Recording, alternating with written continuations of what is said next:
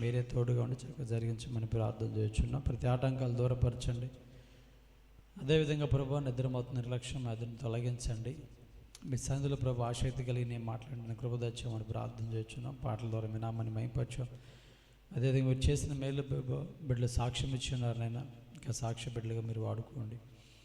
అదేవిధంగా వారి సంపాదనలో కానుకలు సమర్పించుండగా రావాల్సిన ప్రతిఫలం మీరు దయచేయండి. ప్రతి కుటుంబంలో సర్వ సమృద్ధి మీకు కలిగించామని ప్రార్థన చేస్తున్నాం.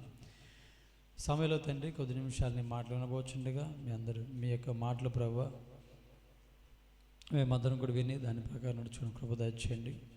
ప్రతి విధమైనటువంటి తండ్రి ఆటంకాలు, బలహీనతలు, చెడు ఆలోచనలు, చెడు ఉద్దేశాలు మా ఎదురును తొలగించి మా అందరికీ వినగలిగే గ్రహించుకుని దాన్ని దయచేయమని ప్రార్థన చేస్తున్నాం. ఇక్కడ పనిచేస్తున్న ప్రతి సాతాను శక్తులను మీరు దూరపరచమని ప్రార్థన చేస్తున్నాం. పరిశుద్ధాత్మ దేవుడా మీరే ఉండి మాతో సూటిగా తేటగా మాట్లాడి మా ఆత్మీయ జీవితాలను బలపరచమని, మాలో ఉన్నటువంటి లోటుపాట్లు మేము సరిచేసుకొని వాక్యానికి విలువిచ్చి విలువైనటువంటి నీ మార్గంలో మేము నడుచుకుంటూ మేము కూడా ఒక విలువైనటువంటి వారిగా బ్రతకడానికి కృప దయచేయమని, మీరు మా కొరకు ఏర్పాటు చేసినటువంటి విలువైనటువంటి పరలోక పట్టణాన్ని మేము కూడా స్వతంత్రించుకొని అందులో నిత్యమునితో సంతోషించి కృప దయచేయమని, సంఘాన్ని మీరు ప్రేమించి ఇచ్చినటువంటి అయా కృపను బట్టి మీకు స్తోత్రాలు. సంఘంలో ఎవరైతే సహకరిస్తున్నారో, ఎవరైతే ప్రభువా పరిచర్య చేస్తున్నారో, ఎవరైతేనైనా ప్రయాసపడుతూ ఉన్నారో వారందరికీ కూడా మీరు జ్ఞాపకం చేసుకుని దీవించమని ప్రార్థన చేస్తున్నాం. సంఘ సరిదలు విశాలపరచిన తండ్రి, సంఘాన్ని నీ ప్రేమ ఐక్య సమాధానంతో మీరు ముందుకు నడిపించమని ప్రార్థన చేస్తున్నాం.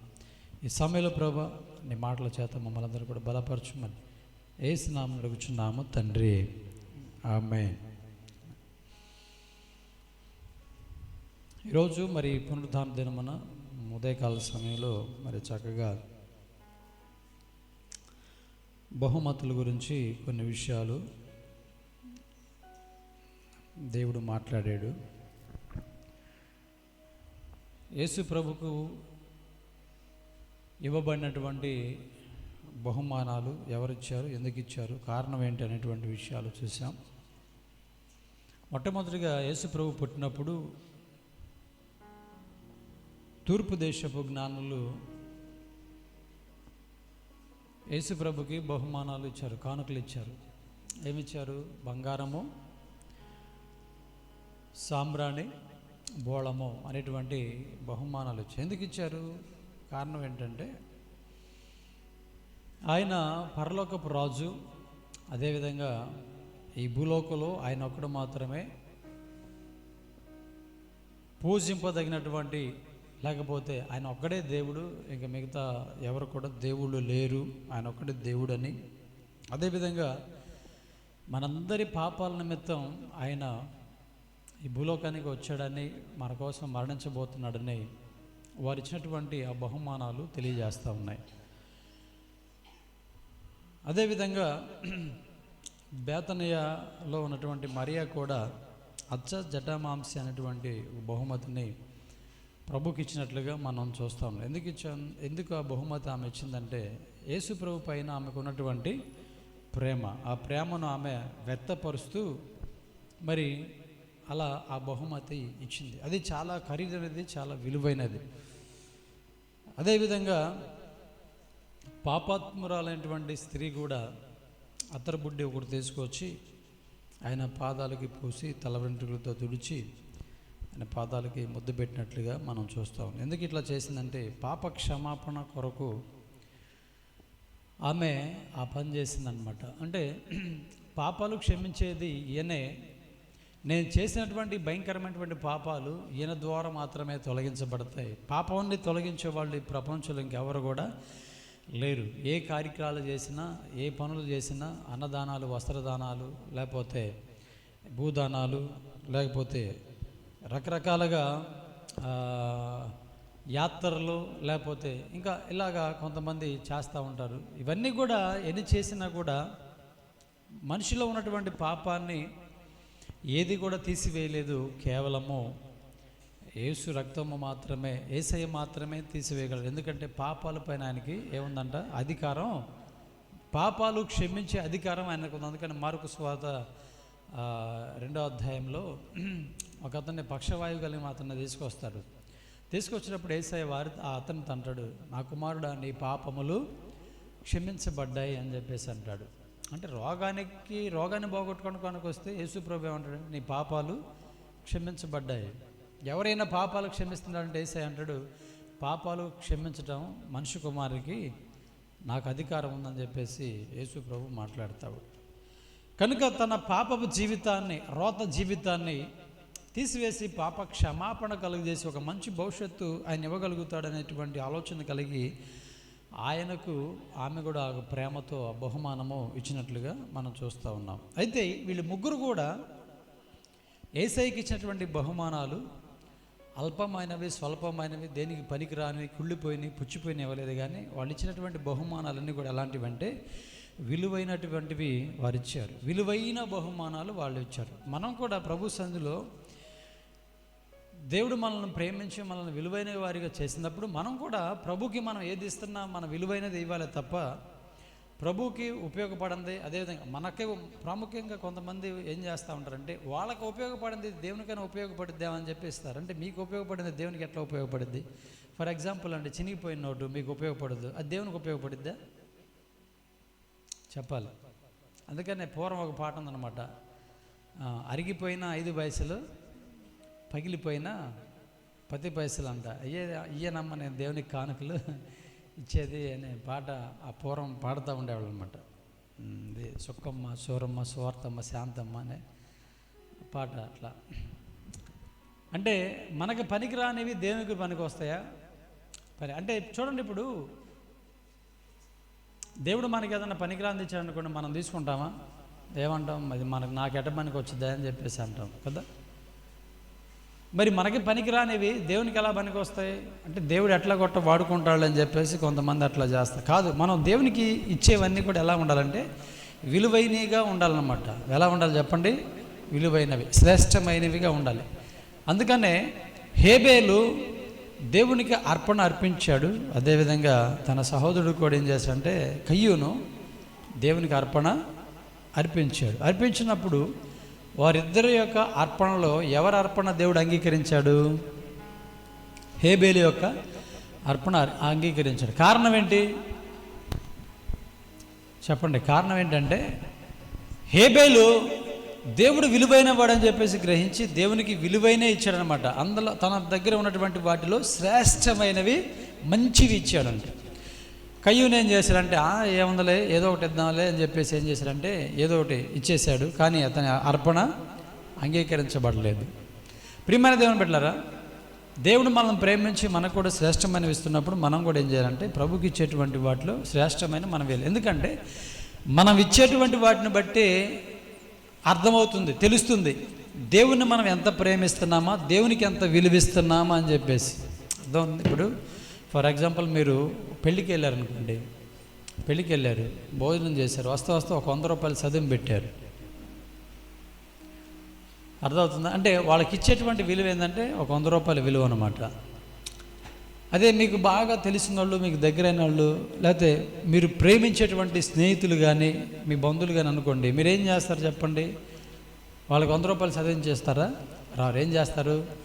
5,000, 10,000, లేకపోతే వాళ్ళకి బీరువానో లేకపోతే ఇంకోటి మంచి మంచి వస్తువులు శ్రేష్టమైనవి ఇస్తారనమాట. ఎందుకంటే వాళ్ళు నాకు దగ్గర వాళ్ళు, కావాల్సిన వాళ్ళు, నా స్నేహితులు, నా స్నేహితురాండ్లు అని చెప్పేసి అట్లా మనం చేస్తూ ఉంటాం. అంటే దేవుడు కూడా మనల్ని ప్రేమించి ఇలాంటి జీవితాన్ని, ఇలాంటి బ్రతుకు ఇచ్చినప్పుడు, మనల్ని కూడా ప్రభు ప్రేమించి ఉన్నతమైనటువంటి స్థానాన్ని ఇచ్చినప్పుడు ప్రభువును కూడా మనము ఘనపరిచి ప్రభు కూడా మాకు శ్రేష్టమైనటువంటి విలువిచ్చి మనం ఇచ్చేటప్పుడు ఏదైనా సరే మనం విలువగానే ఆయన మనం చూడాలి తప్ప అల్పమైన వాడిగా, స్వల్పమైన వాడిగా మనం ఏమాత్రం ఆయన చూడడానికి వీల్లేదు. ఎందుకంటే ఆయన నిన్ను నన్ను ఎలా చేశాడంటే భూమిని, అందులో ఉన్న సమస్తాన్ని, ఆకాశాన్ని అంతా కూడా తన మాటల చేత చేశాడు. కానీ మాట చేత నిన్ను నన్ను మాత్రము ఆయన తన చేతులతో చేశాడనమాట. దేవునికి స్తోత్రం కలుగును గాక. హల్లెలూయా. అంటే నీకు నాకు ఆయన విలువిచ్చి ఒక విలువైనటువంటి మంచి జీవితాన్ని ఇచ్చాడు కదా. నీవు నేను పాపంలో నశించిపోతున్నటువంటి పరిస్థితుల్లో మనకంటూ ఒక మంచి జీవితాన్ని ఇవ్వాలని ఆయన విలువలేని వాడిగా మార్చబడి మనకి ఒక మంచి విలువనిచ్చాడు. దేవుని స్తోత్రం చెప్తారు గట్టిగా ఒకసారి. అలాంటప్పుడు మనం ఆయన విలువగా చూడాలా లేకపోతే తక్కువగా చూడాలా చెప్పండి? విలువైనటువంటి దేవుణ్ణి మనం విలువగానే ఖచ్చితంగా మన దగ్గర ఉన్నటువంటి దానిని బట్టే శ్రేష్టమైనవి మనం ప్రభుకు అనుగ్రహించి మనము ప్రభువుని సంతోషపరిచేటువంటి విధంగా మనం ఉండాలన్నమాట. ఈ ముగ్గురు కూడా తూర్పు దేశపు జ్ఞానులు విలువైనవి ఇచ్చారు. ఆ తర్వాత బేతనియ మరియ కూడా విలువైనదే ప్రభుకి అర్పించింది బహుమతిగా. అదేవిధంగా పాపాత్మురాలైనటువంటి స్త్రీ కూడా విలువైనదే దేవునికి అర్పించింది. మనం కూడా ఏది ఇచ్చినా ప్రభుకి విలువైనది మనం ఇస్తే మనకంటూ దేవుడు ఒక మంచి శ్రేష్టమైనటువంటి విలువను అనుగ్రహిస్తాడని చెప్పేసి ఉదయకాలం మరి ఈ విషయాలు తెలియచేయడం జరిగింది. సరే, మంచిది. ఈ సమయంలో మనం మరికొన్ని విషయాలు తెలుసుకుందాం.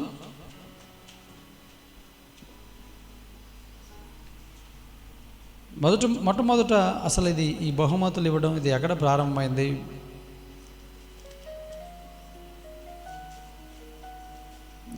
ఎవరికి ఇచ్చారు, ఎందుకు ఇచ్చారు, కారణం ఏంటి, వీటి వెనక ఉన్నటువంటి ఉద్దేశం ఏంటో మనం ఈ సమయంలో బైబిల్ గ్రంథం నుంచి ఇంకా కొన్ని విషయాలు మనం తెలుసుకుందాం. చూడండి, ఆదికాండం 14వ అధ్యాయం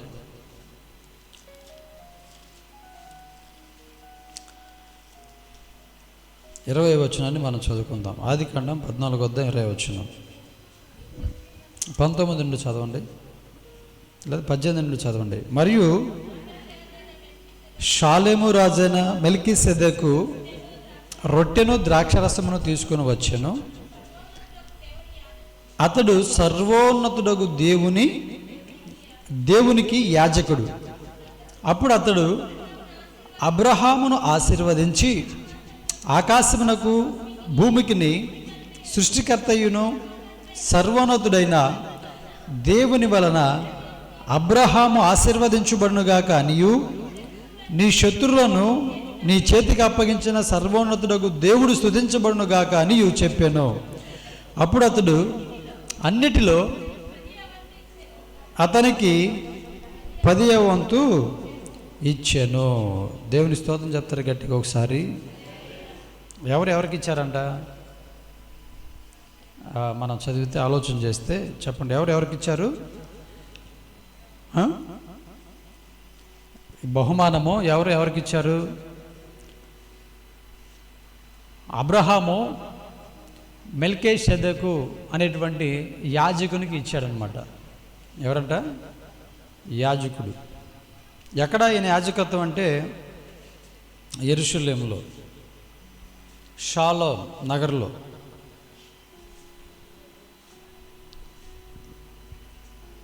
ఈయన షాలేం నగరానికి కూడా రాజుగా కనబడతా ఉన్నాడు. దాని పేరు మీదకి యెరూషలేం అనేటువంటి పేరు కూడా రావటం మనం చూస్తాం. దేవుని స్తోత్రం కలుగును గాక. హల్లెలూయా. అయితే అబ్రహాము అప్పుడు ఎక్కడున్నాడు, ఏం చేస్తున్నాడు అని చెప్పేసి మనం ఆలోచన చేస్తే, అబ్రహాము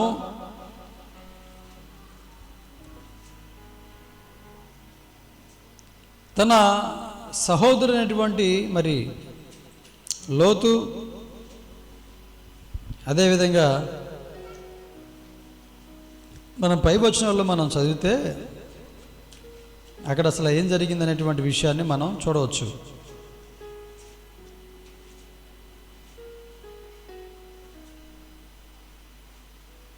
దేవుని స్తోత్రం కలుగును గాక. హల్లెలూయా. 14వ వచనం మనం చదివితే, అబ్రహాము తన తమ్ముడు చెరపట్టబడినని విని తన ఇంట పుట్టి అలవర్చబడిన 318 మందిని వెంటబెట్టుకొని దాని మట్టుకు ఆ రాజులను తరిమాను. రాత్రి వేళ అతను అతని దాసులను వారికి ఎదురుగా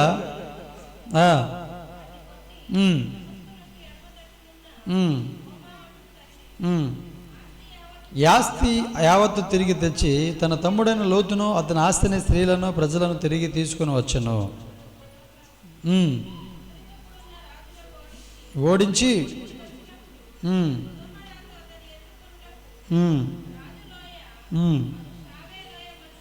షావే లోయ మట్టుకు బయలుదేరి వచ్చాను. దేవుని స్తోత్రం కలుగును గాక. హల్లెలూయా. అబ్రహాం అక్కడ ఒక పని చేశాడు. ఏంటంటే తనతో పాటు వచ్చినటువంటి లోతు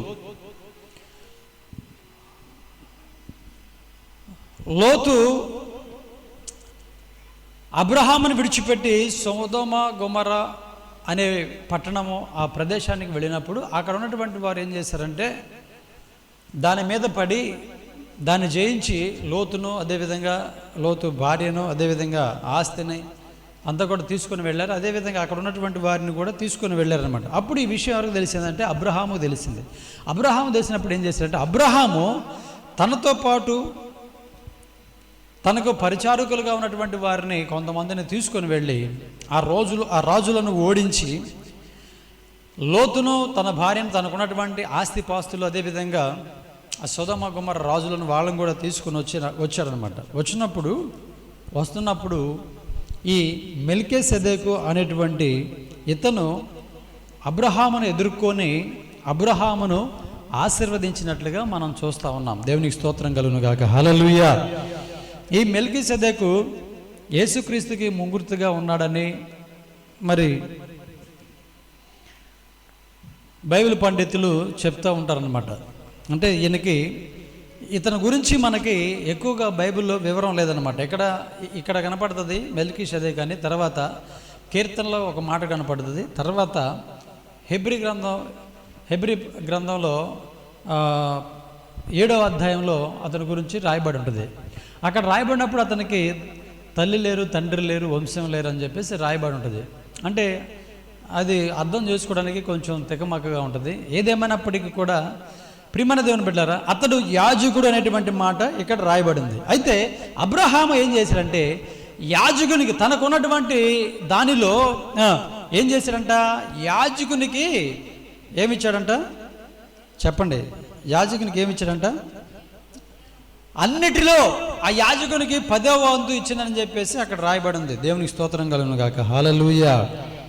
ప్రియమైన దేవుని బిడ్డలారా, ఎందుకు ఇచ్చాడు? అబ్రహాంకి డబ్బులు ఎక్కువ ఇచ్చాడా? ఎందుకు ఇచ్చాడు? పైపెచ్చు ఆ కార్యం చేసినందుకు అక్కడ ఉన్నటువంటి రాజుల వాళ్ళందరూ కూడా ఏమన్నారంటే, అయ్యా ఈ ఆస్తి అంతా కూడా నువ్వే తీసుకొని ప్రజలు మాకు ఇచ్చాయని చెప్పేసి అంటే, అప్పుడు అబ్రహాం అంటాడు, మిమ్మల్ని బట్టి నేను ధనవంతుడని చెప్పేసి తర్వాత మీరు చెప్పుకుంటారు, మీది నాకు నూలిపోకు కూడా నాకు అవసరం లేదని చెప్పేసి తనకున్న దానిలోనే ప్రతి దానిలో ఏం చేశారంటే యాజకునికి 10వ వంతు ఇచ్చినట్లుగా మనం చూస్తున్నాం. దేవునికి స్తోత్రం కలుగును గాక. హల్లెలూయా. ఈ 10వ వంతు అనేది ఇక్కడ ప్రారంభమైంది అనమాట. అంటే దేవునికి 10వ వంతు ఇవ్వాలని చెప్పేసి ఇక్కడ ప్రారంభమైంది. దీని గురించి అందరూ చెప్తూ ఉంటారు అనమాట. దేవునికి 10వ వంతు ఇవ్వాలంటే 100కు 10 రూపాయలు ఇవ్వాలి దేవునికి అని చెప్పేసి చెప్తూ ఉంటారు. అయితే కొత్త నిబంధన ఏం చెప్తుందంటే, మీరు వర్ధిల్లన కొలది దేవునికి ఇవ్వండి అని చెప్పేసి అంటారు. మీరు ఎంతగా వర్ధిల్లారో అంతగా మీరు ప్రభువుకి, దేవుని పరిచర్యకు, దేవుని పని కొనసాగించడానికి మీరు ఇవ్వండి అని చెప్పేసి కొత్త నిబంధన గ్రంథంలో అపోస్తలుడైనటువంటి పౌలు గారు సంఘాలకి తెలియజేస్తూ రాస్తూ ఉంటారు అనమాట. దేవుని స్తోత్రం చెప్తారు గట్టిగా ఒకసారి. అయితే ప్రియమైన దేవుని బిడ్డలారా, ఇక్కడ మనం గమనించవలసిన విషయం ఏంటంటే, మనం దేవునికి ఇస్తే దేవుడు మనకిస్తాడు అనేటువంటి బోధ తప్పుడు బోధ అన్నమాట. అది నమ్మడానికి, అది నమ్మేది కాదు. మనము దేవునికి ఇస్తే దేవుడు మనకి ఇస్తాడు అనేటువంటి మాట అది తప్పుడు మాట, అది తప్పుడు బోధ. కొంతమంది సేవకులు అట్లాగే చెప్తున్నారు, మీరు దేవునికి మీరు ఎంతగా ఇస్తే దేవుడు అంతగా మీకు ఇస్తాడని చెప్పేసి. అలాగైతే ఇంక అందరు అట్లాగే ఇస్తూ ఉంటారు, అందరు అట్లాగే పొందుకుంటారు. కొన్ని సందర్భాల్లో మనం దేవునికి ఎంత ఇచ్చినా మనకు అన్ని నష్టాలే జరుగుతూ ఉంటాయి. అర్థమవుతుందా? అంటే మనం అర్థం చేసుకోవాల్సిన విషయం ఏంటంటే, దేవునికి మనం ఎంత ఇస్తే ఈ భూ సంబంధంగా అంత ఇవ్వటం కాదు, కానీ దేవునికి మనం ఎంత ఇస్తుంటే రేపు పరలోకంలో అంత బహుమతులు మనకి దేవుడు ఇస్తాడు. ఈ ప్రతిఫలం ఇక్కడ కాదు, కానీ మనం అక్కడ పొందుకోవడానికి దేవుడు చెప్పాడు అనమాట. దేవుని స్తోత్రం కలుగును గాక. హల్లెలూయా. అంటే కానుక అనేది ఎందుకు ఇవ్వాలనే అనేది చెప్పేటప్పుడు నేను ఆ విషయాలని కూడా చెప్తాను. ప్రియమైన దేవుని బిడ్డలారా, మనము దేవునికి ఎంత ఇస్తే అంత ఇస్తాడు అని కాదు, కానీ మరి అన్నిలు ఉన్నారు, లోక సంబంధమైన మనుషులు ఉన్నారు, వాళ్ళు యేసు ప్రభుకి ఏమి ఇవ్వట్లేదు, ప్రార్థనకే వాళ్ళు రారు, దేవునికి కానుకలు ఏమి లేట్లేదు. మరి వాళ్ళకి మంచి మంచి బిల్డింగులు, మంచి మంచి పొలాలు, స్థలాలు, ఉద్యోగాలు, వ్యాపారాలు బాగా మనకంటే వాళ్ళు అభివృద్ధి చెందుతున్నారు కదా, వాళ్ళకి ఎవరిస్తున్నారు? మరి చెప్పండి, ఎవరిస్తున్నారు? మనం దేవునికి ఇచ్చేది ఎందుకంటే తర్వాత మనము శ్రేష్టమైనటువంటి ప్రతిఫలం పొందుకోవడం కొరకు మనము దేవునికి ఇవ్వాలి. దేవుని పని కొనసాగించడానికి దేవునికి మనము ఇవ్వాలి. అయితే అతడు 10వ వంతు, అబ్రహాము 10వ వంతు అతనికి ఇచ్చినట్లుగా మనం చూస్తా ఉన్నాం. అయితే ఎందుకు ఇచ్చాడు, ఆయన ఇచ్చుటకు కారణం ఏంటి అనేటువంటి విషయాన్ని మనం చూస్తే, అతడు మెల్కీసెదెకుని గౌరవిస్తూ, అతడు దేవుని పక్షమున యాజకత్వం చేస్తున్నాడని చెప్పేసి అతన్ని గౌరవిస్తూ ఏం చేశాడంటే 10వ వంతు తనకి అక్కడ ఇచ్చినట్లుగా మనం చూస్తాం. దేవునికి స్తోత్రం కలుగును గాక. హల్లెలూయా. అంటే బహుమతి అనేది ఎందుకు మనం ఇచ్చిపుచ్చుకుంటామంటే గౌరవం కొరకు అన్నమాట. దేని కొరకు చెప్పండి? గౌరవం. అంటే నేను వారిని గౌరవిస్తున్నాను అనేది అందరికీ తెలియాలంటే మనం తెలిసే విధంగా మనం ఏం చేస్తామంటే వాళ్ళకి ఒక బహుమానం మనం ఇస్తామన్నాం. అంటే బహుమానం మనం ఇస్తామంటే మనం ఏం చేస్తున్నాం? గౌరవిస్తున్నాం అని అర్థం. చెప్పండి, ఏం చేస్తున్నాం? మనం వారిని గౌరవిస్తున్నాం. ఒక బహుమానం మనం ఇతరులకు ఇస్తున్నామంటే వారిని మనం ఏం చేస్తున్నాం? గౌరవిస్తున్నాం. గౌరవించి వారికి మనం బహుమానాన్ని ఇస్తా ఉన్నాం. ఇక్కడ కూడా అబ్రహాము ఏం చేస్తాడంటే మెల్కీసెదెకును గౌరవించి బహుమానము ఇచ్చినట్లుగా, అంటే తనకున్న దాంట్లో 10వ వంతు ఇచ్చినట్లుగా మనం చూస్తూ ఉన్నాం. దేవునికి స్తోత్రం కలుగును గాక. హల్లెలూయా. అదేవిధంగా మనం కూడా ఎవరినన్నా గౌరవించాలంటే మనం కూడా ఒక బహుమతం ఇస్తే వారిని మనము గౌరవించినట్లుగా మనం ఉంటుందన్నమాట. ఎందుకంటే దేవుని యొక్క వాక్యం కూడా తెలియజేస్తుంది, ఒకరినొకరు మీరు సన్మానించుకోండి అని. అర్థమవుతుందా? తల్లిని సన్మానించండి, తండ్రిని సన్మానించండి. మీరు ఒకరు కూడా ఏం చేయాలంటే సన్మానించుకోండి, గౌరవించుకోండి, ఒకరి పట్ల ఒకరు మర్యాద కలిగి ఉండండి అని చెప్పేసి దేవుని యొక్క వాక్యం కూడా మనకి తెలియజేస్తుంది. కనుక ఆయా సందర్భాలలో మనం కూడా ఏం చేయాలంటే ఇతరులను మనము గౌరవించటం అనేది చాలా మంచిది. దాన్ని బట్టి వారు ఇతరులు అనగా ఎవరినైతే మనం గౌరవిస్తున్నామో వాళ్ళు సంతోషపడతారు. అర్థమవుతుందా? మనం ఎప్పుడైతే వారిని మనం గౌరవిస్తామో అప్పుడు వారికి సంతోషం అనేది కలిగిద్ది, సమాధానం అనేది కలుగుతుంది. వారికి ఇవ్వాల్సినటువంటి గౌరవం వారికి ఇస్తే, వారికి ఇవ్వవలసినటువంటి విలువ వారికి ఇస్తే ఆ తర్వాత వారి ద్వారా మనం కూడా గౌరవించబడడానికి కూడా, మనం కూడా ఒక విలువ పొందుకోవడానికి కూడా అవకాశం ఉంటుంది అనమాట. దేవుని స్తోత్రం చెప్తారు గట్టిగా ఒకసారి. అర్థమవుతుందా? మనం ఇతరులను గౌరవిస్తే వాళ్ళు కూడా మనల్ని ఏం చేస్తారు చెప్పండి? మనల్ని గౌరవిస్తారు. ఇతరులను దూషిస్తే వాళ్ళు కూడా ఏం చేస్తారు? మనల్ని కూడా దూషిస్తారు. కానీ మనం అలా చేయకూడదు. మనం ఏం చేయాలంటే ఇతరులను మనం ఏం చేయాలి? గౌరవించాలి. మెల్కీసెదెకును గౌరవిస్తూ అబ్రహాము అతనికి బహుమానాలు ఇచ్చినట్లుగా మనం చూస్తాం. యెరూషలేములో అతడు ప్రథమ పాలకుడుగా అతడు ఉన్నాడు. ఆ విషయాన్ని గ్రహించి గమనించి అబ్రహాం ఏం చేశారంటే అతన్ని గౌరవిస్తూ 10వ భాగాన్ని ఇచ్చినట్లుగా మనం చూస్తూ ఉన్నాం. అదేవిధంగా మనం రెండవదిగా మనం చూస్తే చూడండి, ఆదికాండం 32వ అధ్యాయము. త్వరగా ముందుకు వెళ్ళిపోదాం. ఆదికాండం 32వ అధ్యాయము 13, 14, 15 వచనాలు మనం చదువుకుందాం.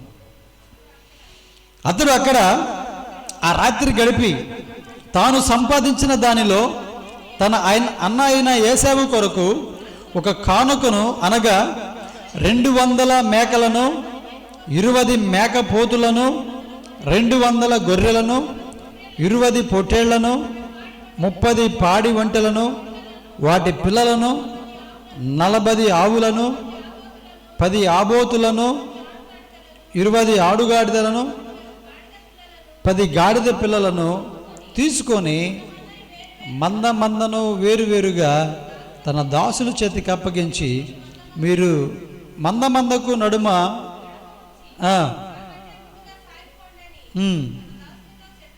దేవునికి స్తోత్రం కలుగును గాక. హల్లెలూయా. ఎవరో ఇవన్నీ కూడా చేస్తున్నారంటే యాకోబు ఎవరి కొరకు చేస్తున్నాడు ఇవన్నీ? ఈ బహుమానాలన్నీ కూడా ఎవరికి ఇవ్వాలని ఆశపడుతున్నాడంటే ఏశావుకి ఇవ్వాలని ఆశపడతా ఉన్నాడు అనమాట. ఎవరికి చెప్పండి? ఎవరు? తన అన్న అయినటువంటి ఏశావుకి. యాకోబు ఒక్కడిగా మామ దగ్గరకు వచ్చాడు. కానీ ఇప్పుడు అతడు ఎలా ఉన్నాడు? చెప్పండి ఎలా ఉన్నాడు? 32వ అధ్యాయం 1వ వచనంలో, యాకోబు తన త్రోవను వెళ్ళుచుండగా దేవదూతలు అతన్ని ఎదుర్కొని యాకోబు వారిని చూచి ఇది దేవుని సేన అని చెప్పి ఆ చోటికి ఏం చేశాడంట? పేరు పెట్టాడు. యాకోబు ఒక్కడే వెళ్ళాడు, కానీ అతడు తిరిగి వచ్చినటువంటి సమయంలో ఎలా ఉన్నాడో తెలుసా?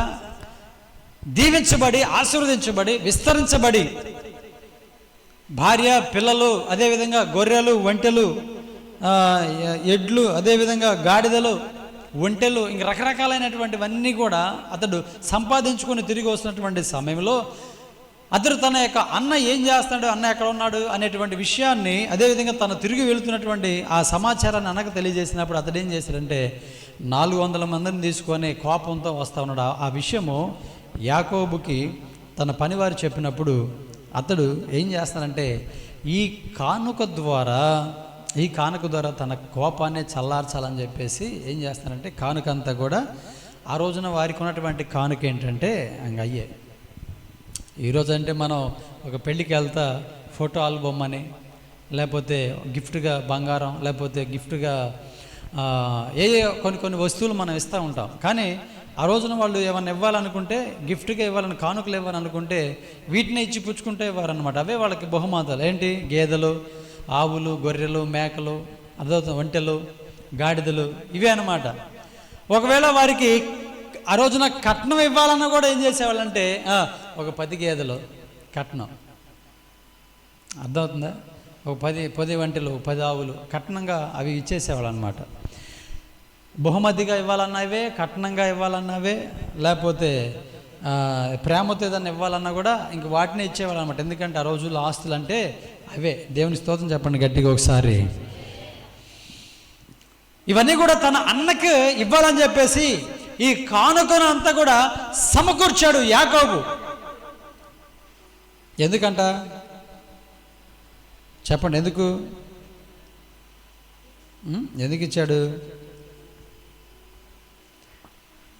ఈ బహుమతులన్నీ కూడా ఎందుకు సమకూర్చాడంటే తన పైన అన్నకున్నటువంటి కోపాన్ని తగ్గించాలని. అర్థమైందా? ఎవరిపైన కోపం ఉంది? ఎవరికి? ఏశావుకి యాకోబు మీద. ఎందుకు కోపం? చెప్పండి. అనేది తెలిసిన విషయాలే కదా. ఎందుకు కోపం ఉందంటే తానికి రావాల్సినటువంటి ఆశీర్వాదము యాకోబు పొందుకున్నాడని, తానుకు రావాల్సినటువంటి ఆ శ్రేష్టమైనటువంటి కృప యాకోబు పొందుకున్నాడని యాకోబుని చంపాలని ప్రయత్నం చేస్తే అప్పుడే వాళ్ళ తల్లిదండ్రులు ఇక్కడ ఉండటం మంచిది కాదు, మీ మామగారి దగ్గరికి వెళ్ళిపో అని చెప్పేసి తన తల్లి తరిమేసింది. అయితే అతడు వెళ్ళి ఆశీర్వదించబడి వివాహం చేసుకొని పిల్లలతో భార్యతో అదేవిధంగా సమస్తముతో వస్తున్నప్పటికీ కూడా అన్ని సంవత్సరాలు గడిచిపోయినప్పటికి కూడా, దాదాపుగా 15 సంవత్సరాలు గడిచిపోయినప్పటికి కూడా అతనికి మాత్రం కోపం అనేది తగ్గల. ఇంకా కోపం అనేది ఉంది. మీలో కూడా కొంతమంది ఏసేవలాగా అలాగే ఉంటారు కదా. ఎవరో ఎప్పుడూ ఏదన్నా అన్నారు, ఆ మాటను బట్టి వాళ్ళ మీద ఇప్పటికి కూడా 10 ఏళ్ళైనా 20 ఏళ్ళైనా ఇంకా కోపం అనేది తగ్గల. వాళ్ళు కనపడ్డప్పుడు పొళ్ళు కొరుకుతూ ఉంటారనమాట. ఏం చేద్దాం, చేసేది ఉందలే. ఎందుకంటే కోపం, ఆ కోపం దాన్ని వ్యక్తపరుస్తూ అది మర్చిపోలేక, ఆ కోపాన్ని విడిచిపెట్టలేక ఎప్పుడో జరిగినటువంటి సంఘటనలు, ఎప్పుడో వాళ్ళు తిట్టినవి, లేకపోతే కొట్టినవి, లేకపోతే ఏదో చేశారని చెప్పేసి, లేకపోతే ఏదో మనకున్నవి దోచుకున్నారని చెప్పేసి వాళ్ళ మీద మనం కోపంతో ఉంటాం కదా. కానీ ఆనాడు యేసేపు అన్ని సంవత్సరాలు కోపంతో మండిపడ్డాడు, కానీ మనం అలా మండిపడకూడదు. ఎందుకంటే మన కోపం, ఉదయం మన కోపం వస్తే సాయంత్రానికి ఏమైపోవాలంట? చెప్పాలి గట్టిగా, ఏమైపోవాలి? మనిషిలో కోపం ఉండటానికి వీల్లేదు. ఒకవేళ రాత్రికి వచ్చిందనుకోండి, తెల్లారిపాటికి కోపం ఏమైపోవాలి? వెళ్ళిపోవాలి, తీసివేసుకోవాలి. మనం 24 గంటలు లేకపోతే రోజుల తరబడి, నెలల తరబడి మనం కోపంతో ఏమాత్రం ఉండడానికి వీళ్ళు. ఎందుకంటే ఈ కోపం ద్వారా ఏం జరుగుతుందంటే పాపం జరుగుద్ది. ఏం జరుగుద్ది? కోపము ద్వారా పాపం జరుగుతుంది. అందుకనే కోపపడుడు కానీ పాపము చేయకూడదు. ఎందుకంటే ఈ కోపం ద్వారా పాపము కూడా జరిగేటువంటి పరిస్థితులు వస్తాయి, ఖచ్చితంగా వస్తాయి. అర్థమైందా? కోపం ఎంత ప్రమాదం తెలుసా? బొడ్డోడు స్కూల్కి వెళ్ళి వస్తే అరే చదువుకోరా అని చెప్పేసి అంత తల్లి, వాడేమో ఫోన్ తాడుతూ ఉన్నాడు, దాన్ని తీసుకొని గెలుగుతూ ఉన్నాడు ఫోన్ని. తల్లి ఏం చేసిందంటే అకస్మాత్తుగా వాడి దగ్గర నుంచి ఫోన్ లాక్కుంది. చిన్నపిల్లోడే, 10 సంవత్సరాలు ఏమంటే 10 సంవత్సరాల లోపే. అది తీసుకుని వాళ్ళమ్మ చూస్తుంది, మరి ఫోన్ చేయడానికి అట్లా చూస్తుంది. వీడేం చేశాడు తెలుసా? ఫోన్ తీసుకున్న కోపంతో పచ్చడి నూరే బండ ఉంటుంది కదా, రోకల బండ, అది తీసుకొని తల మీద కొడితే అడ్డం పడింది ఒక దెబ్బకి. మరి చనిపోయిందో అడ్డం పడిందో తెలియదు కానీ మొత్తం కింద పడింది. చూసారా కోపం అనేది ఎంత పని చేస్తూ ఉంటుందో. అందుకని కోపంతో కొంతమంది ఈ బడితో ఏం చేస్తూ ఉంటారంటే విసిరేస్తారు. తగలరాని చోట జరిగితే ఏమైంది చెప్పండి? మనుషుల యొక్క ప్రాణాలు. కోపంతో కొంతమంది ఏం చేస్తారో తెలుసా? వాళ్ళంతటా వాళ్ళు ఉరేసుకుంటారు. కోపంతో ఏం చేస్తారో తెలుసా? పురుగు మందు లేకపోతే ఎలికల మందు, కోపంతో అన్నీ కూడా చేసేది. అర్థమవుతుంది? కోపంతో నీళ్ళల్లో దూకటం, లేకపోతే కోపంతో ఇంకోటి ఏదో చేయటం కదా. నా పక్కన ఒక ఊరు ఉందన్నమాట. ఆ ఊరిలో పిల్లోడు తల్లిని అడిగి, అమ్మ నాకు ఒక 5 రూపాయలు అంటే, రోజు ఎత్తున్నా కదరా, ఈరోజు లేవు, రోజు ఎత్తున్నా కదా, రోజు కొనుక్కుంటున్నావు కదా అమ్మా. వినండి, డ్యాన్స్ బాగానే ఉంది, మీరు చూడండి.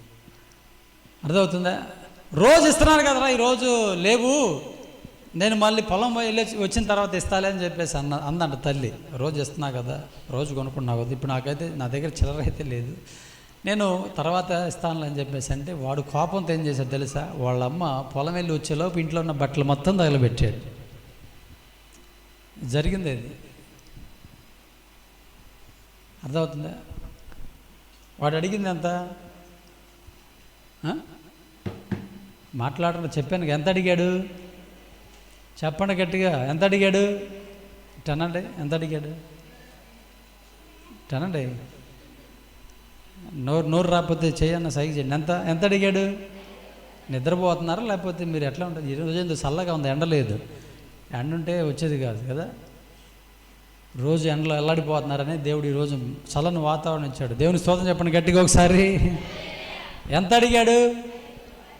కోపం ఎంత నష్టం తెచ్చింది? బట్టలు మొత్తం తగలబెట్టాడంటే దాదాపుగా 1000 రూపాయలే కదా, 1000 రూపాయల ఖర్చు అన్నమాట. అర్థమవుతుందా?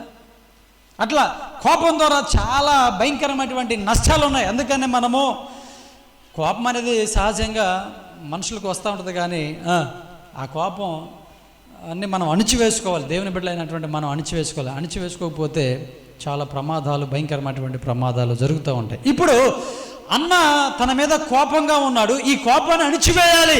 ఏం చేయాలి? ఈ బహుమతులు ఇస్తే అన్న కోపము తగ్గిపోతుందని చెప్పేసి అనుకున్నాడు. నిజమేనా? తగ్గుద్ది అంటారా? ఎవరన్నా కోపాడ్డప్పుడు వారికి మనం బహుమతులు ఇస్తే కోపం తగ్గుద్దా? చెప్పండి. ఇప్పుడు కొంతమంది ఉంటారండి, అమ్మ కథ ఉల్లిగడ్డ అయ్యి అని చెప్పేసి అంటే సంతోషంగా అడుగుతారు వచ్చి. లేదన్నావు అనుకో, వాళ్ళ మొహం ఎట్లా ఉండిద్దో తెలుసా? వెంటనే మారిపోద్ది అనమాట, మొహం మారిపోద్ది. అది ఇచ్చామనుకోండి, ఇచ్చినటువంటి సమయంలో ఆ మొహం, ఆ కళ వేరుగా ఉంటుంది. లేదు అని చెప్పేసి అన్నాం అనుకోండి, కోపం మామూలుగా రాదు. అంటే ఊరకిచ్చేది కూడా ఇగిపోతే కోపం మనిషికి వస్తుంది అనమాట. వాళ్ళు నువ్వు ఊరకని అడిగావు, డబ్బులకి ఏమైనా అడిగాయింది, వాళ్ళ దగ్గర లేదన్నారు. లేనప్పుడు మనం కోపడవచ్చు చెప్పండి. రకరకాల కొంతమంది ఈ మొదటి ఎప్పుడు అడిగిన అట్టాక్ అంటది, అసలు పిల్లికి బిచ్చం పెట్టదు అని చెప్పేసి అందరికీ చెబుతూ ఉంటారు అనమాట. ఉల్లిగడ్డ లేదు, ఉప్పు పెట్టమంటే పెట్టలేదు, ఎంత భాగ్యం అని చెప్పేసి ఇట్లా చెప్తూ ఉంటారనమాట. అంటే ఎందుకు అట్లా చెబుతారంటే కోపం. అర్థమవుతుందా? కోపం. ఆ కోపాన్ని దిగమింగుకోలేక ఏం చేస్తారంటే దేవదాన గారిని 10 రూపాయలు అడిగితే ఈ లేదు అదే ఊరకనాయక అడిగింది, అది ఉంటే ఇచ్చేవాడు, లేదు కదా. లేనప్పుడు యాడ్ నుంచి తీసుకొచ్చి ఇస్తారు. ఆ కోపాన్ని దిగమెందుకోలేక ఈ లేదనేటువంటి కోపంతో ఏం చేస్తూ ఉంటారంటే రకరకాలుగా ఇట్లాగా మాట్లాడుతూ ఉంటారు. ఈ కోపాన్ని ఎట్లాగైనా తగ్గించాలి. ఏం చేయాలి? ఈ బహుమతులు ఇస్తే బాగుంటుందని చెప్పేసి ఆలోచన చేశాడు. కానీ ప్రియమైన దేవుని బిడ్డలారా, ఈ బహుమతులు ఇచ్చి మనిషి యొక్క కోపాన్ని మనం సంపూర్ణంగా తగ్గించగలుగుతామా? తగ్గించలేం. సరే, అప్పటికి ఆ కోపాన్ని అణిచివేసిన తర్వాత ఆ కోపం అనేది ఉంటూనే ఉంటుంది. కానీ యాకోబు చేసినటువంటి పని ఏంటంటే ముందు బహుమానాన్ని ఏర్పాటు చేశాడు. ఆ తర్వాత అతడు రాత్రంతా దేవునితో పెనుగులాడాడు. దేవునికి స్తోత్రం చెప్పండి గట్టిగా ఒకసారి. ఏం చేశాడు చెప్పండి? ముందు కానుకైతే సిద్ధపరిచాడు, అన్నకు బహుమానాలు అయితే సిద్ధపరిచాడు. ఏ బహుమానాలు ఇవ్వాలనుకున్నాడు అదంతా కూడా సిద్ధపరిచి పని వారికి చెప్పి ముందు ఈ బహుమానాలు తీసుకుని మాకంటే ముందు మీరు వెళ్ళండి అని చెప్పేసి అన్నాడు. తర్వాత ఒంటరిగా మిగిలి ఏం చేశాడంటే దేవునితో పోరాడాడు. నేనంటాను, ఇప్పుడు యాకోబు ఇచ్చినటువంటి కానుకను బట్టి తన కోపము తగ్గిపోలేదు. అర్థమవుతుందా? అతను అంటాడు రాగానే, ఏంది ఇవన్నీ ఎవరి కోసం అంటే నీకోసం, అంటే నువ్వు భలేవాడివేనే, నీకంటే నేను ఎక్కువగా ఆశీర్వదించబడ్డాను, నాకు చాలా ఉన్నాయి, నాకు అవసరం లేదని చెప్పేసి అంటాడు. ముందు పనివారు చెప్తారు, ఎవరు మీరు, ఎక్కడి నుండి వస్తున్నారు, ఇవన్నీ కూడా ఎవరి కొరకు అని చెప్పేసి అంటే అప్పుడు వాళ్ళందరూ కూడా ఈ విషయాన్ని చెప్తారనమాట. చెప్పినప్పుడు ఇవన్నీ నాకు అవసరం లేదు. తర్వాత యాకోబు కూడా చెప్తాడు ఏమని, అయ్యా ఇవన్నీ నీకే బహుమానంగా ఇస్తున్నాను అని చెప్పేసి అంటే నాకు చాలా ఉన్నాయి, నాకు అవసరం లేదని చెప్పేసి అయినా కూడా యాకోబు బతిలాంటి దాన్ని బట్టి అతడు తీసుకుంటాడు. అయితే ఇప్పుడు ఇంతకీ యాకోబు దేవునితో పెరుగులాంటి దాన్ని బట్టి అతనిలో ఉన్న కోపం చల్లారిందా, లేకపోతే ఇతడు ఇచ్చినటువంటి బహుమతులను బట్టి కోపం చల్లారిందా చెప్పండి?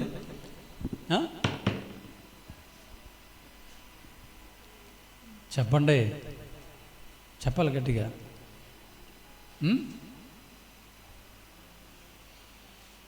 దేని ద్వారా ఈ కోపము చల్లారింది? దేని ద్వారా వాళ్ళిద్దరూ ఒకటయ్యారు?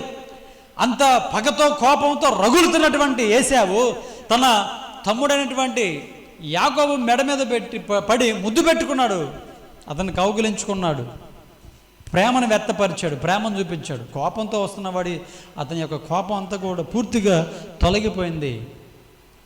శత్రుత్వం నుంచి విడుదల పొందుకున్నారు. అయితే ఇప్పుడు ఏంది, బహుమతులు ఇవ్వడం వల్ల జరిగిందంటారా, లేకపోతే రాత్రంతా దేవునితో పెనుగులాడడం ద్వారా జరిగిందంటారా? పెనుగులాట ద్వారా జరిగిందా? దేవుడు చెప్పాడు ఆ మాట అక్కడ, నువ్వు నాతో పెనుగులాడావు కాబట్టి మీ అన్న మనసు మారుస్తానని చెప్పాడా? అసలు పెనుగులాడింది దేని కొరకు పెనుగులాడితే దేవుడు ఏం చేశాడు అక్కడ చెప్పండి? పెనుగులాడిన తర్వాత దేవుడు చేసిన పనేంటి? నీ పేరేంటి అని చెప్పేసి అంటే, మీ పేరేంటి? మిమ్మల్ని కాదులే, దేవుడు అడుగుతున్నాడు యాకోబుని, నీ పేరేంటంటే యాకోబు అన్నాడు. నా పేరు యాకోబు, కానీ ఇప్పుడు నీ పేరు యాకోబు కాదు. ఆ పెనుగులాటలో ఏమైందంటే యాకోబు యొక్క జీవితం మార్చబడింది. దేవునికి స్తోత్రం చెప్పండి గట్టిగా ఒకసారి. దేవుని యొక్క కృప, దేవుని యొక్క కటాక్షము అతని మీద ఆవరించున్నది. ప్రియమైన దేవుని బిడ్డలారా, ఇతరుల మన పట్ల కూడా ఎవరైనా కోపంతో ఉంటే బహుమతులు ఇవ్వచ్చు, తప్పేం లేదు. ఎందుకంటే మీ శత్రువులను మీరు ప్రేమించండి. మీరు ప్రేమిస్తున్నారని అర్థమైంది, మీ శత్రువుని నువ్వు ప్రేమిస్తున్నావని రుజువైంది. చెప్పండి, మీ శత్రువుని నువ్వు ప్రేమిస్తున్నావని రుజువైంది. ప్రేమించమన్నాడు, నేను ప్రేమిస్తున్నాను అని చెప్పేసి అన్నావు అంటే ప్రేమిస్తున్నా, రైటే, రుజువైంది, దానికి ఆధారం ఏంది? ఇదే బహుమతి. దేవుని స్తోత్రం చెప్పండి గట్టిగా ఒకసారి. బహుమతి ఇచ్చి పుచ్చుకున్నావు అనుకో, నిజంగా నీ శత్రువు నువ్వు ప్రేమిస్తున్నట్లేదు. లేదంటే మీ ఇద్దరి మధ్య పచ్చిగడ్డి ఏమవుతుంది చెప్పండి? అందుకని కొంతమంది రక్షణ పొంది బాప్తిసం తీసుకుని కొంతమంది శత్రుత్వం కలిగి వారి ఫంక్షన్లు చేసుకుంటున్నా, పెళ్ళిళ్ళు జరిగించుకుంటున్నా, లేకపోతే ఏదన్నా మంచి కార్యాలు చేసుకుంటున్నారు. ఇక్కడ కొంతమంది అన్నదమ్ములు, అక్క చెల్లెలు, బంధువులు, స్నేహితులు, లేకపోతే తల్లిదండ్రులు, ఇట్లా కొంతమంది వాళ్ళ జోలికి అసలు వాళ్ళ ప్రాంతానికి వెళ్ళి పిలిచినా కూడా వెళ్ళరు అనమాట. ఎందుకంటే ఆ కోపం అనేది, ఆ పగ అనేది ఇంకా అలాగే మిగిలిపోయి ఉంటుంది.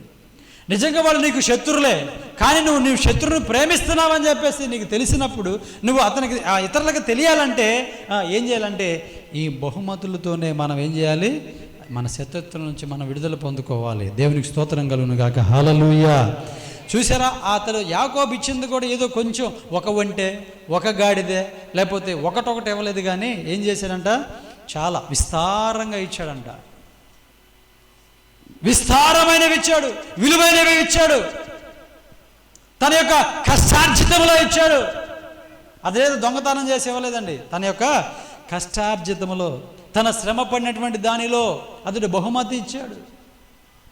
మనం కూడా దేవునికి ఇవ్వాల్సినటువంటి బహుమతి ఏంటంటే, ప్రియమైన దేవుడు మన కష్టార్జితులను మనకి ఇవ్వాలి తప్ప దేవునికి బహుమతి ఇవ్వాలంటే దేవునికి మనం కానుకలు ఇవ్వాలంటే మనం కష్టపడినటువంటి దానిలో ఇవ్వాలి తప్ప మనం లంచాలు తీసుకున్నవి, లేకపోతే శరీరాన్ని అమ్ముకొని సంపాదించినవి, లేకపోతే అక్రమంగా సంపాదించిన, అబద్ధాలాడి సంపాదించినవి అవి నువ్వు బహుమతిగా దేవునికి ఇస్తావు, ఏమాత్రమో చల్లవు. అన్యులు చేస్తారనమాట. వాళ్ళు ఏం చేస్తారంటే లంచాలు తీసుకొని అక్రమంగా సంపాదించి అవన్నీ కూడా ఆ పాపం మనం మూట కట్టుకోవడం ఎందుకని అందులో కొంత డబ్బు తీసుకెళ్ళి ఏం చేస్తారంటే ఆ హుండీల్లో వాడేస్తారన్నమాట. దేవుని బిడ్డలైన మనం అట్లా చేయకూడదు. మన కష్టార్జితం న్యాయంగా, అన్యాయంగా కాదు, న్యాయంగా కష్టపడి మనం సంపాదించుకున్న దానిలో మనము దేవునికి మంచిది శ్రేష్టమైతే మనం ఇవ్వాలి. ఇచ్చినప్పుడు అది అంగీకరించబడుద్ది. ఎవరిదో కష్టార్జితం మనం తీసుకొని దేవునికి ఇవ్వకూడదు. మన కష్టార్జితం ఏం చేయాలి? మనం దేవునికి ఇవ్వాలి. ఇచ్చే దానిలో కూడా మనం ఏం చేయాలి? శ్రేష్టమైనది, మంచిది మనం ఇవ్వాలి, మేలైనది మనము ఇవ్వాలి, దేవుడు మెచ్చుకునేది మనం ఇవ్వాలి. అది హేబేలు గ్రహించి హేబేలు దేవుని మెచ్చుకునేది ఇచ్చాడు. దేవుడు తన యొక్క అర్పణను అంగీకరించాడు. కనుక ప్రియమైన దేవుని బిడ్డలారా, మొదట అబ్రహాము బహుమానం ఇచ్చాడు. ఎవరికి?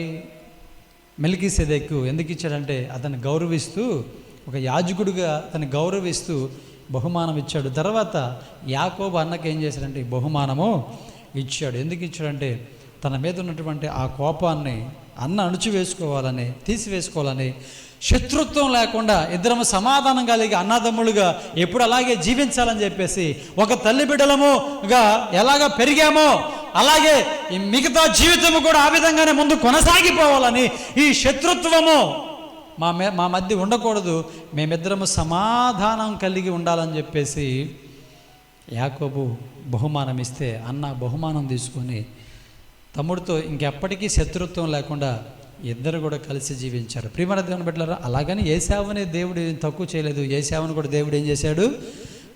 దీవించాడు. దేవునికి స్తోత్రం కలుగును గాక. హల్లెలూయా.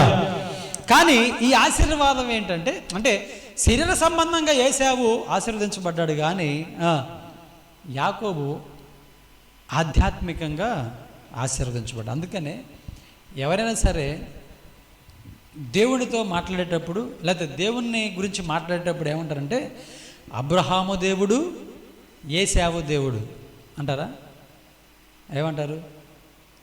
అబ్రహాము దేవుడు, ఇస్సాకు దేవుడు, యాకోబు దేవుడు అంటారు. ఏశావు దేవుడు. యాకోబు పేరు వస్తుంది కానీ ఏశావు పేరు రాదు. ఎందుకంటే దేవుడు అలాంటి శ్రేష్టమైన ఆశీర్వాదాన్ని ఇచ్చాడు. దేవునికి స్తోత్రం కలుగును గాక. హల్లెలూయా. కనుక ప్రియమైన దేవుని బిడ్డలారా, మనం కూడా ఎవరితో శత్రుత్వం లేకుండా యాకోబులాగా మన కుటుంబంలో ఉన్నటువంటి వారితో, మన స్నేహితులతో, ఇరుగు పొరుగు వారితో మనం కూడా మంచి స్నేహభావం కలిగి ఉంటాం ఎంతైనా మంచిది. ఎందుకంటే మనం జీవించే జీవితం కొద్ది దినాలే, కొన్ని రోజులే, కొన్ని సంవత్సరాలే, కొంతకాలమే. ఈ కొంతకాలపు జీవితం కూడా మనం శత్రుత్వం కలిగి ఉంటే మనం నిజంగా దేవుని ప్రేమించలేము, దేవుని గణపరచలేము, దేవుడిచ్చేటువంటి పరలోక రాజ్యాన్ని మనము పొందుకోలేము. ఎందుకంటే యేసయ్య శత్రువులను ప్రేమించినట్లుగా మనం కూడా మన శత్రువులను ఏం చేయాలి? ప్రేమించాలి. యేసయ్య శత్రువులను ప్రేమించడం లేదు చెప్తండి. ఆయన కొడుతుంటే, దూషిస్తుంటే, రకరకాలుగా హింస పెడుతుంటే, హేళన చేస్తున్నప్పుడు ఆయన అన్నాడు, తండ్రి వీరేమీ చేయుచున్నారు కనుక వీరు ఎరుగరు, వీరిని క్షమించు అని చెప్పేసాను. అంటే ఆయన శత్రువును ప్రేమించాడు కనుక ఆ ప్రేమను వ్యక్తపరుస్తూ వారిని క్షమించమని కోరాడు. ఈ రోజున మనము అలాంటి ప్రార్థన మన శత్రువుల కొరకు చేయగలుగుతున్నామా? ఇంకా అలాగే మనం ముందు కొనసాగిపోతున్నామా? ప్రియమైన దేవుని బిడ్డలారా, అందులో ఉన్నటువంటి శ్రేష్టమైనటువంటి ఆ కృపను ఈ రోజున చాలామంది పొందుకోలేకపోతున్నారు. ఖచ్చితంగా మనం మన శత్రువుల ఎడల మనము ప్రేమను మనం వ్యక్తపరచాలి. అది ఎలా అంటే ఒక బహుమానం ఇచ్చి మనము వ్యక్తపరిస్తే నిజంగా వీళ్ళు శత్రువులను ప్రేమిస్తున్నారని చెప్పేసి ఇతరులు కూడా తెలుసుకోవడానికి అవకాశం ఉంటుందన్నమాట. వారిద్దరి మధ్య ఉన్నటువంటి ఆ శత్రుత్వం నుంచి విడుదల కొరకు యాకోబు పనిచేశాడు. దేవుని స్తోత్రం చెప్తారు గట్టిగా ఒకసారి. ఈ సమయంలో మూడవదిగా మనం చూస్తే ప్రియమైన దేవుని బిడ్డలారా, సంఖ్యాకాండము 7వ అధ్యాయము, సంఖ్యాకాండం 7వ అధ్యాయం 12వ వచనం మనం చదువుకుందాం.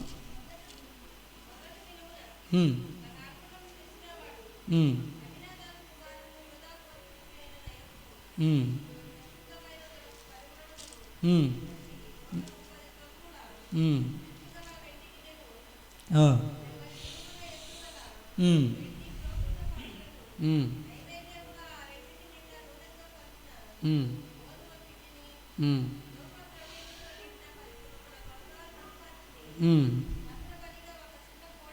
ఉమ్. ఉమ్. ఉమ్. ఉమ్. ఉమ్. అంటే ఈ విధంగా మనం చదువుకుంటూ వెళితే ఇక్కడ ఇశ్రాయేలు 12 గోత్రములు ప్రధానులు ప్రత్యక్షపు గుడారం యొక్క సేవ కొరకై వారు 12 గోత్రాలులో ఉన్నటువంటి వారందరూ కూడా ఇచ్చినటువంటి బహుమానాలు ఇక్కడ మనకు కనబడతాయి అన్నమాట. 12 నుండి 12వ వచనం నుండి 89వ వచనం వరకు 12 మంది ఇచ్చినటువంటి బహుమానాలు కనబడుతూ ఉంటారు. అంటే వీళ్ళు ఎవరికి ఇస్తున్నారంటే దేవుని సేవ కొరకు ఇస్తున్నారు. ఎవరి కొరకు ఇస్తున్నారు చెప్పండి? ఎవరు? ఇశ్రాయేలు 12 గోత్రాల ప్రధానులు అన్నమాట. ఇశ్రాయేలు 12 గోత్రాలు. ఆ 12 గోత్రాల ప్రధానులు ఏం చేశారంటే 12 మంది ప్రత్యక్షపు గుడారము దగ్గర దేవుని యొక్క సేవ జరుగుతూ ఉంటుంది, దేవుని యొక్క పరిచర్య జరుగుతూ ఉంటుంది అనమాట.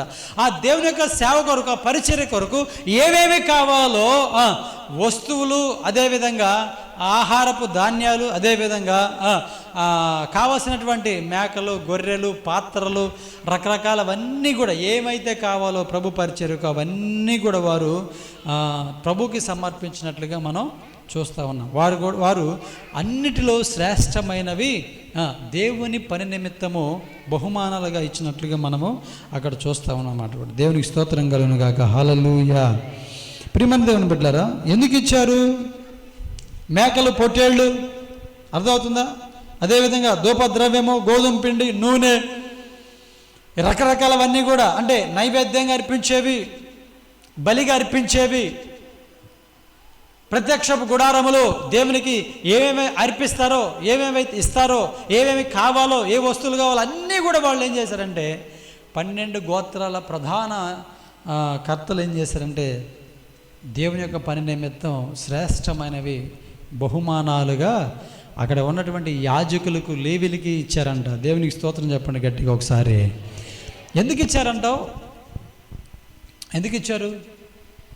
అవి ఇస్తే మరలా దేవుడు ఇస్తాడని ఇచ్చారా? ఇవాళ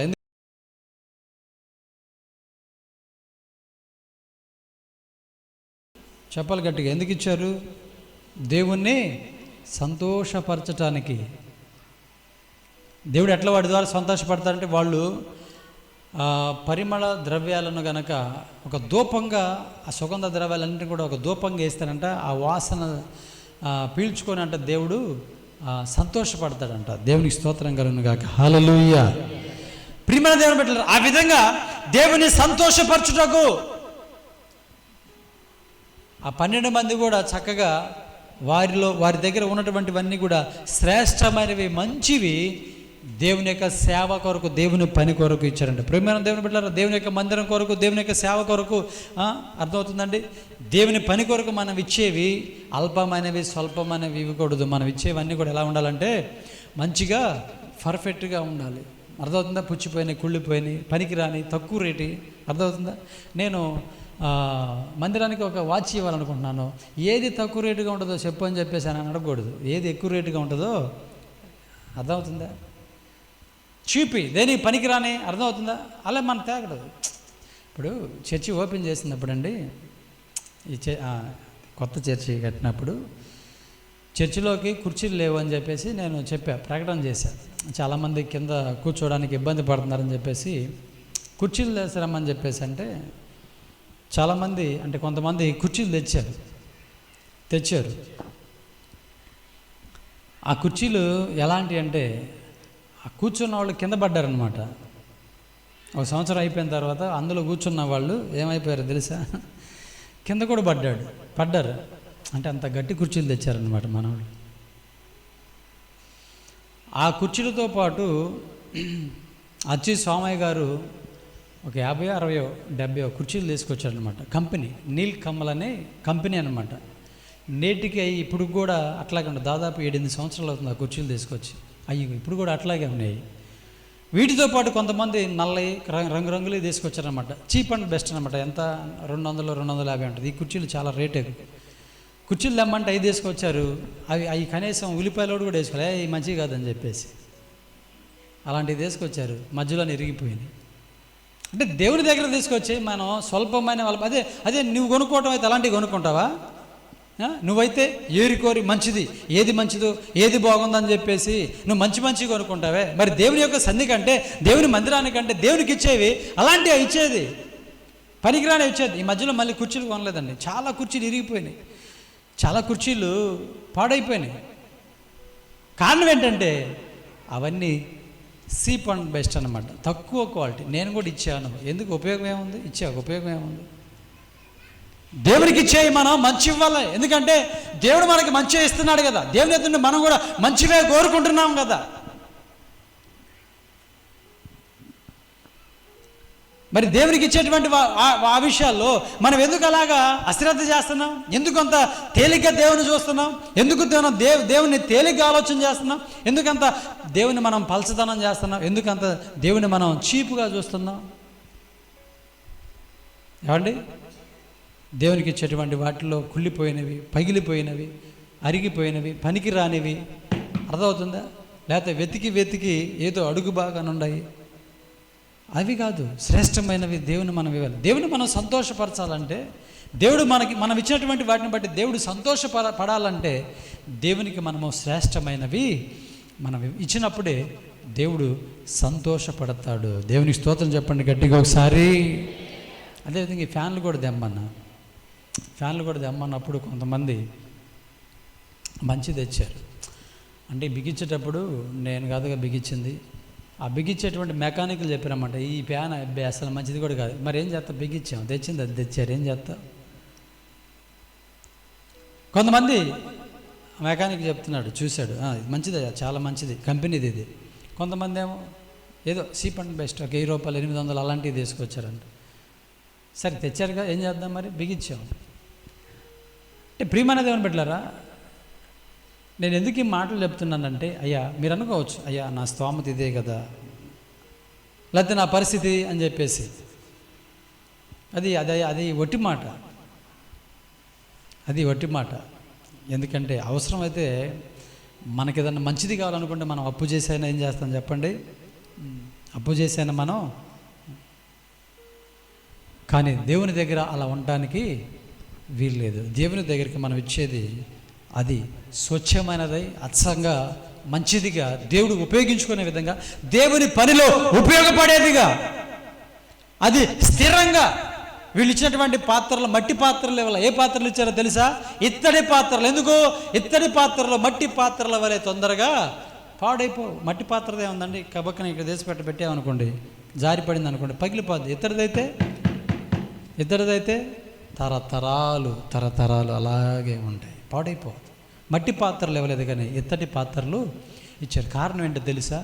దేవునికి ఇచ్చేవి శ్రేష్టమైన ఇవ్వాలని చెప్పేసి ఆ 12 గోత్రకర్తలు ప్రత్యక్షపు గుడారము దగ్గర, గుడారములో ఏమేమైతే కావాలో అవన్నీ కూడా శ్రేష్టమైనవి, మంచివి దేవునికి ఇచ్చి. ప్రియమైన దేవుని పెట్టారు ఒక మాట, దేవుడు మనకి ఇచ్చినవి కదా మనం దేవునికి ఇస్తున్నాం. మనం ఏమైనా సపరేట్గా ఇస్తున్నామా చెప్పండి? దేవుడు మనకిచ్చినవే మనం ఏం చేస్తున్నాం? దేవునికి ఇస్తున్నాం. అంతేగాని మనం సపరేట్గా మనం ఏదన్నా తయారు చేసి మనం ఇవ్వట్లా. లోకంలో దేవుడు మనకి సమస్తం మనకిచ్చాడు, అంతేగాని దేవుడు ఇవ్వంది మనం ఏదైనా ఇస్తున్నామా? దేవుడు మనకి ఇవ్వంది ఏదైనా ఇస్తున్నామా? ఏమేమిట్లా, అంతా దేవుడు ఇచ్చిందే కదా. మరి అంతా దేవుడు ఇచ్చినప్పుడు దేవునికి ఇచ్చేటప్పుడు మనం ఎలా ఇవ్వాలి? చాలా జాగ్రత్తగా ఈ విషయంలో మనం ఉండాలి. ఎందుకంటే ఇది ఇక్కడితో ఆగిపోయేది కాదు. ఒక ఫ్యాన్ ఇచ్చినా, లేకపోతే ఒక కుర్చీ ఇచ్చినా, లేకపోతే ఇంకోటి ఇచ్చినా ఇది ఇక్కడితో ఆగిపోయేది కాదు. ఎందుకంటే నువ్వు ఇచ్చిన దాన్ని బట్టి, నువ్వు ఇచ్చిన దాన్ని బట్టి రేపు దేవుడు అక్కడ శ్రేష్టమైన బహుమతులు ఇవ్వబోతున్నాడు. నమ్మిన వారు దేవుని స్తోత్రం చెప్పండి గట్టిగా ఒకసారి. నువ్వు ఇక్కడ ఇచ్చిన దానిని, ఇక్కడ నువ్వు దేవునికి సమర్పించిన దాన్ని బట్టి రేపు దేవుడు నీకు అక్కడ ప్రతిఫలం ఇవ్వబోతున్నాడు. నేనైతే ఇవ్వలేను, కానీ రేపు నువ్వు ఇక్కడ మందిరం కొరకు, దేవుని పరిచర్య కొరకు ఏ వస్తువైతే, లేకపోతే ఏదైతే నువ్వు ఇస్తున్నావో దీనిని బట్టి రేపు దేవుడు నీకు అక్కడ ఏ బహుమతి ఇవ్వాలో దేవుడు రేపు డిసైడ్ చేస్తాడు. నువ్వు మంచివి ఇస్తే దేవుడు కూడా ఏం చేస్తాడు చూడండి. ఇప్పుడు మనం మంచి విత్తనం వేస్తే మంచి పంట కోస్తాం, చెడు విత్తనం వేస్తే ఆ పంటే కోస్తాం, అంతే కదా, అంతేనా కదా?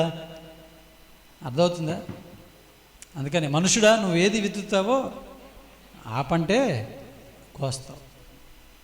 ఇక్కడ మనం దేవునికి శ్రేష్టమైన బహుమానాలు ప్రభువుకి మనం ఇస్తే దేవుడు కూడా రేపు మనకి శ్రేష్టమైన బహుమానాలు ఇస్తాడనమాట. అంత కృప మన కొరకు దాచబడినది. కనుక దేవుని మనం తక్కువ చేసి దేవునికి ఇచ్చేటువంటి వాటిలో స్వల్పమైనవి, అల్పమైనవి, పనికిరానివి, చినిగిపోయినవి, పాతబడిపోయినవి, లేకపోతే తక్కువ ఖరీదైనవి, అట్లాగా మన దేవుని మనం ఏమాత్రం తక్కువ చేయడానికి వీళ్ళేది. ఇవి మాకు ఎవరు ఏమన్నారు నిన్న? నేను ఎవరైనా ఏమన్నారా? ఇవి మాకు ఇవ్వాలనుకున్నావా? ఇవ్వాలనుకున్నప్పుడు ఏం చేయాలి?